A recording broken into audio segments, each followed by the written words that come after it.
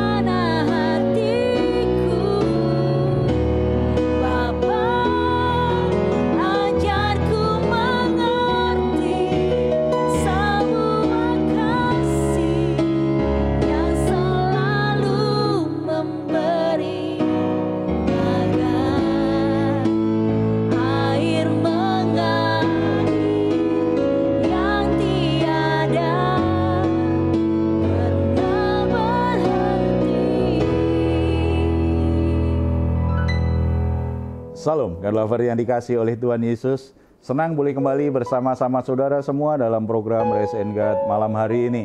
Saudara-saudara, setelah kita beraktivitas sepanjang hari ini, mungkin kita merasa capek, merasa lelah secara fisik, bahkan secara psikis kita juga menjadi tertekan, kita menjadi letih dan lesu. Dan itu akan mengganggu waktu istirahat kita. Padahal Tuhan ingin kita beristirahat, Tuhan ingin memberkati apa yang sudah kita kerjakan sepanjang hari ini. Oleh sebab itu, mari kita selalu ingat apa yang Tuhan Yesus katakan kepada kita. Marilah kepadaku semua yang letih lesu dan berbeban berat, aku akan memberi kelegaan kepadamu. Puji Tuhan, saudara-saudara, apa yang menjadi beban hidupmu saat ini? Jangan dibawa untuk jadi beban hidup kita. Kita nggak bisa beristirahat. Tidak, Tuhan ingin kita bisa alami kelegaan. Hampiri Dia, bawa semua masalahmu kepadanya. Tuhan peduli, Tuhan akan menolongmu. Mari kita bersatu dalam doa. Bapa di surga, kami ucap syukur karena dalam anugerah-Mu kami semua boleh menghampiri Engkau. Bapa, Engkau tahu keadaan kami. Situasinya tidak selalu mudah. Dan masalahnya tidak kunjung selesai. Itu membuat kami menjadi letih, menjadi lesu. Kami menjadi capek, tidak hanya secara fisik, tetapi juga secara emosi, secara mental. Kami menjadi berbeban berat. Kami bersyukur karena Tuhan mengundang kami untuk membawanya kepadamu dan Tuhan akan memberi kelegaan. Kami sangat percaya firman-Mu. Ketika kami datang kepadamu, Tuhan akan memberi kami pertolongan. Tuhan akan menguatkan kami. Tuhan akan membuat jiwa kami alami kelegaan, sehingga kami tidak perlu menjadi tertekan terus-menerus, tetapi kami bisa memiliki waktu istirahat yang berkualitas. Dengan demikian kami menjadi orang-orang yang produktif, menjadi orang-orang yang penuh dengan kegairahan hidup, sukacita dan kegembiraan. Kami sangat percaya Bapa, dalam hadirat Tuhan ada sesuatu yang ajaib, ada sesuatu yang baik dalam keadaan kami. Dalam nama Tuhan Yesus kami berdoa. Amin. Saudara-saudara, kalau bicara tentang berkat, setiap orang pasti senang mendengarnya. Kita dengar khotbah berkat, kita senang. Kita berbicara tentang berkat satu sama lain, kita pasti juga senang. Kita semua ingin diberkati Tuhan, hidup kita diberkati Tuhan. Tetapi seringkali orang salah paham tentang berkat. Orang hanya berpikir orang yang diberkati itu kalau duitnya banyak, kalau dia punya banyak harta, kalau dia sukses dalam pekerjaan. Karena kalau sukses dalam pekerjaan kan otomatis uangnya banyak, hartanya bertambah. Itu baru diberkati Tuhan katanya.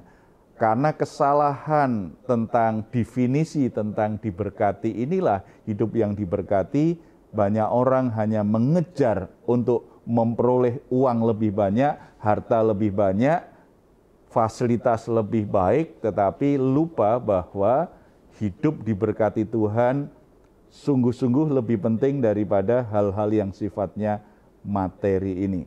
Sebelum kita sharing lebih lanjut bagaimana hidup yang diberkati Tuhan, kita akan dengar dulu tentang cerita hari-hari ini, tentang orang yang hanya fokus tentang berkat, supaya saya berhasil gimana, supaya dapat uang lebih banyak gimana, dan ternyata bisa menjadi kecewa. Siapa yang akan berbagi? Silakan. Ya.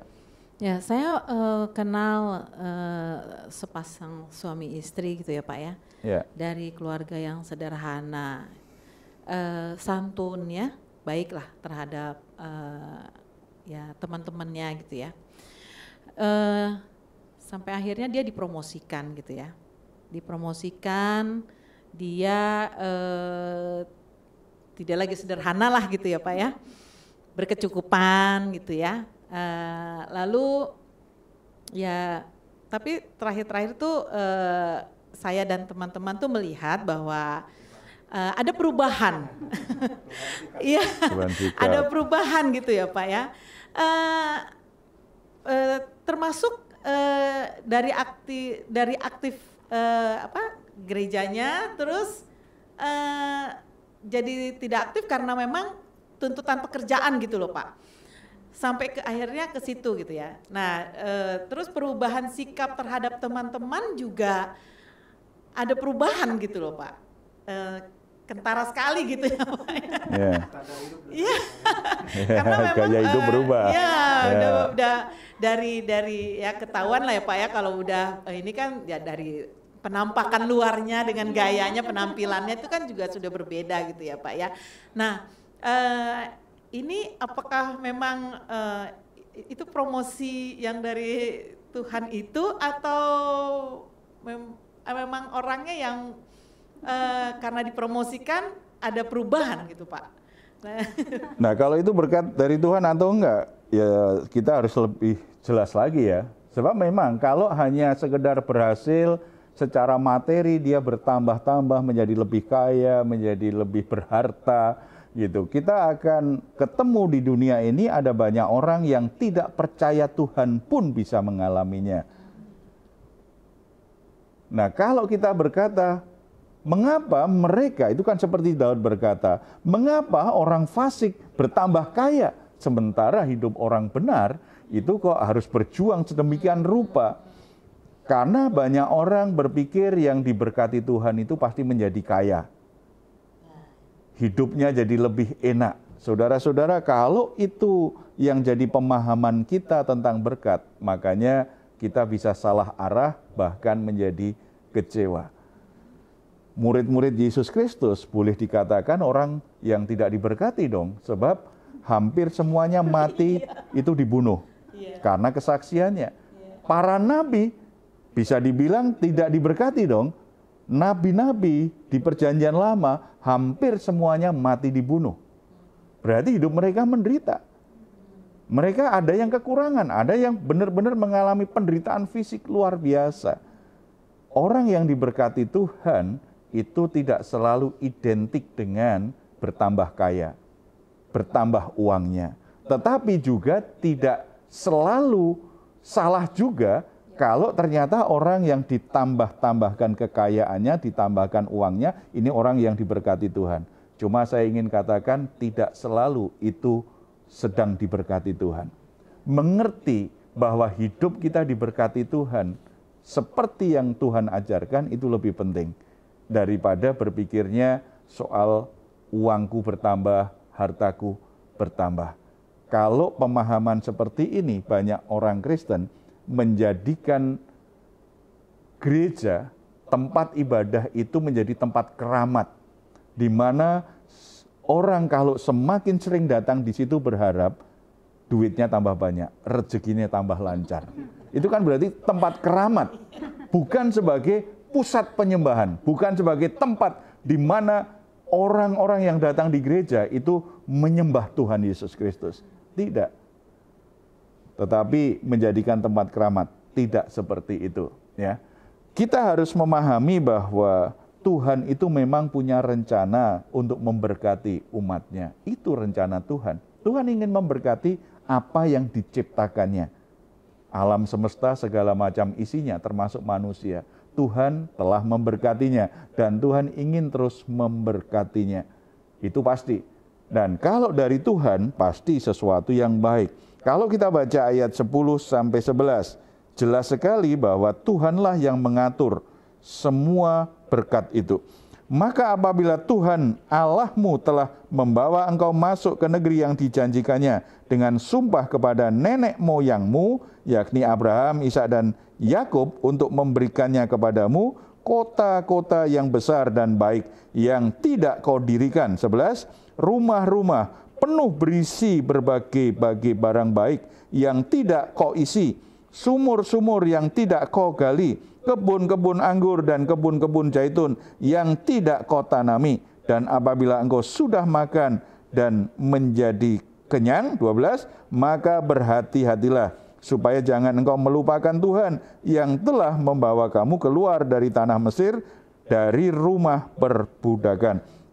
Jelas sekali kan bahwa berkat itu ternyata Tuhan atur. Umat Israel dibawa keluar dari Mesir masuk ke tanah perjanjian. Ternyata Tuhan sudah siapkan, kamu akan masuk di tempat itu, tanah yang sangat subur sekali. Engkau akan masuk ke rumah-rumah yang tidak kamu isi, tetapi isinya lengkap tuh. Kamu punya kebun anggur yang baik, padahal kamu nggak pernah nanam tuh, artinya sudah ada. Itu kan mirip dengan peristiwa penciptaan di Kejadian.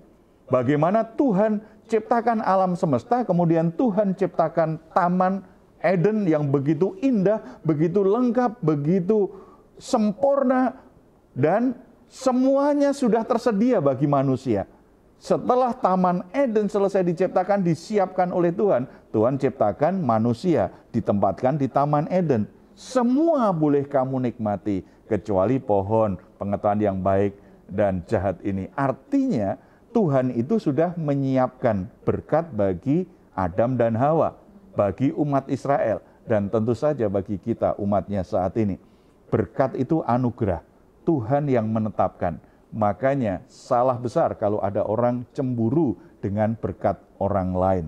Cemburu dengan berkat yang diberikan Tuhan kepada saudaranya, kepada sahabatnya. Itu salah besar. Tuhan yang menetapkannya.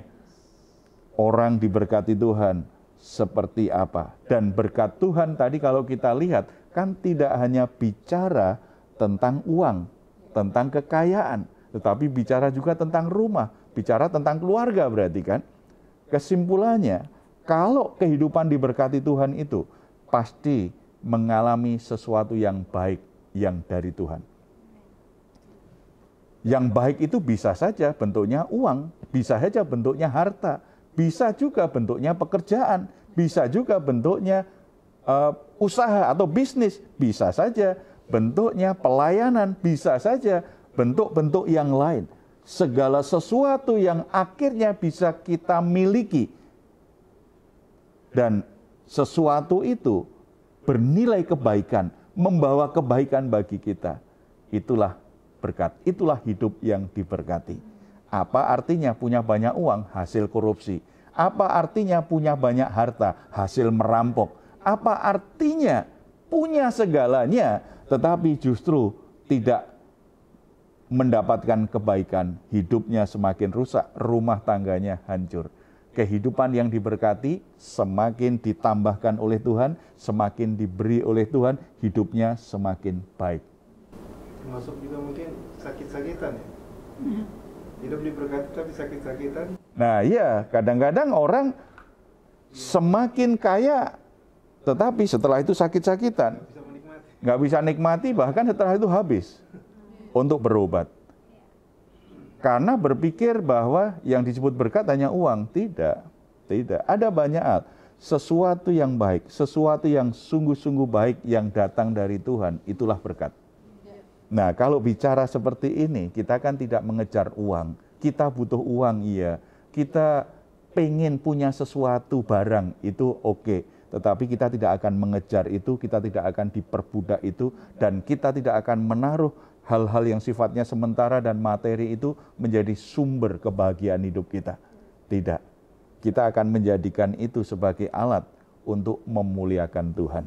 Karena kita tahu kalau itu berkat dari Tuhan, sesuatu yang baik dari Tuhan harus membawa kebaikan dalam hidup kita kan?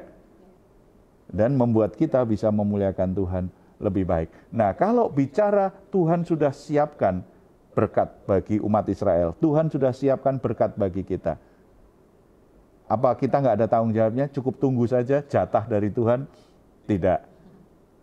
Ada tanggung jawab dari sisi manusia untuk bisa mendapatkan berkat Tuhan itu. Apa yang Tuhan siapkan bagi kita akan kita miliki kalau kita mengambil tanggung jawabnya untuk bisa dipercaya oleh Tuhan. Kita akan melihat Ulangan pasal 6 ayat 1 sampai 12 itu lebih jelas ya. Kalau kita baca ayat yang kelima dikatakan begini. Kasihlah Tuhan Allahmu dengan segenap hatimu dan dengan segenap jiwamu dan dengan segenap kekuatanmu. Tanggung jawab kita untuk bisa menikmati berkat Tuhan, hidup diberkati, mengalami sesuatu yang baik yang dari Tuhan. Hal yang paling mendasar adalah kita punya hati yang mengasihi Tuhan. Kasih kita kepada Tuhan itu harus sungguh-sungguh tulus hati. Saudara-saudara, mengasihi Tuhan itu sebenarnya padanan katanya nggak jauh dari takut akan Tuhan. Di mana kita merasa kagum dengan Tuhan dan menghormati Tuhan. Makanya orang-orang yang mengasihi Tuhan, pasti kalau bicara tentang Tuhan itu semangat sekali. Bicara dengan Tuhan itu, tentang Tuhan itu, wah dia akan bangga sekali cerita. Dia tidak akan sembunyi-sembunyi. Tanggung jawab kita adalah mengasihi Tuhan. Karena Tuhan sudah mengasihi kita, menyediakan berkat bagi kita. Dan mengasihi Tuhan itu ada banyak tantangannya, ada banyak godaannya. Makanya Tuhan katakan, kasihlah Tuhan Allahmu dengan segenap hatimu, segenap kekuatanmu, akal budimu. Karena ada banyak tantangan, ada banyak godaan. Tidak hanya yang di luar, dalam diri kita sendiri juga. Kadang-kadang kita tergoda untuk tidak mengasihi Tuhan karena kita ingin melampiaskan keinginan daging kita. Ingin memuaskan nafsu kita. Kita jadi kompromi dengan dosa. Tidak. Tanggung jawab kita mengasihi Tuhan, tanggung jawab Tuhan memberkati kita. Kalau soal kasih jelas Tuhan sudah mengasihi kita. Dan yang kedua, kita baca ayat yang ke-6 sampai 9. Apa yang kuperintahkan kepadamu pada hari ini, haruslah engkau perhatikan. Haruslah engkau mengajarkannya berulang-ulang kepada anak-anakmu dan membicarakannya apabila engkau duduk di rumahmu, apabila engkau sedang dalam perjalanan, apabila engkau berbaring dan apabila engkau bangun. Haruslah juga engkau mengikatkannya sebagai tanda pada tanganmu dan haruslah itu menjadi lambang di dahimu dan haruslah engkau menuliskannya pada tiang pintu rumahmu dan pada pintu gerbangmu. Saudara-saudara, Tuhan perintahkan kita, kalau kamu sungguh-sungguh mengasihi aku, maka kamu harus lakukan apa yang aku perintahkan, apa yang aku ajarkan. Tidak hanya berhenti di situ, kamu harus ajarkan anak-anakmu. Berarti kehidupan kesehari-harian kita itu harus mempraktekkan, harus membuktikan bahwa kita mengagumi Allah, kita menghormati Allah. Dibuktikan dari apa? Mentaati perintah Tuhan.